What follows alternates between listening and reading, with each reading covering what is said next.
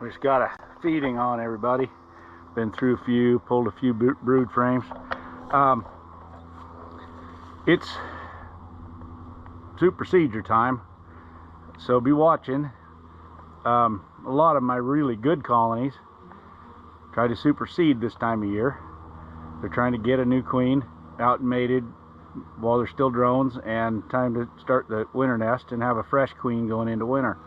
A lot of them were successful last year and were very strong colonies, you know, through the year.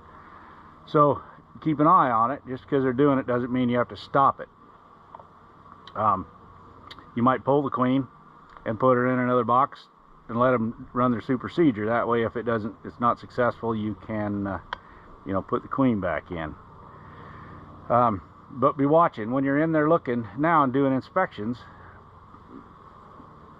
You're going to find these. If they've already killed the queen, then you're going to need to leave the supersedure cell in. And again, go back and watch the video with the queen timelines, so you know when you should have a laying queen back.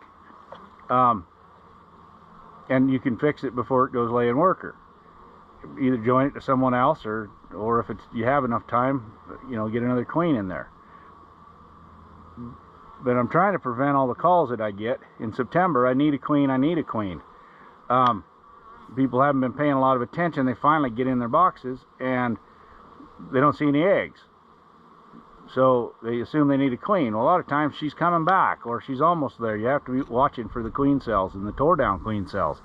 I even had one with a bunch of swarm cells today, and they had room, and I couldn't find a queen, so I broke them down in a bunch of chunks, and we'll see if we can find her.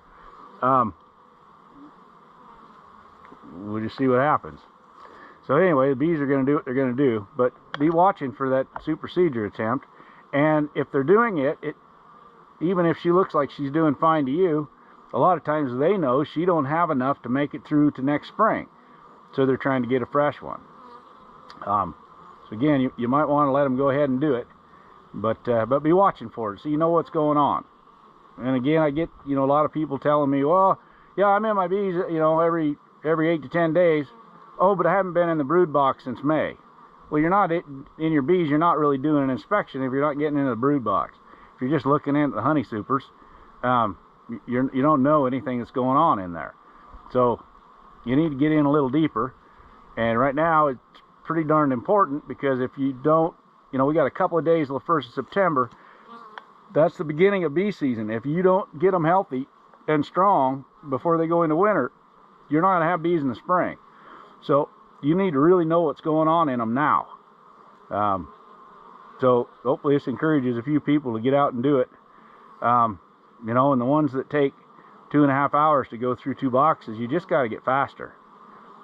You've got to figure out what you're going in after and go for it and find it and do it. Because if you take too long, then you don't get in them often enough. You know, it's just you got to learn it. You got to do it. Because if the inspections take too long and then you don't do them, then you're not helping the bees. Anyway, I'll get off the soapbox. Hope the bees are all doing well.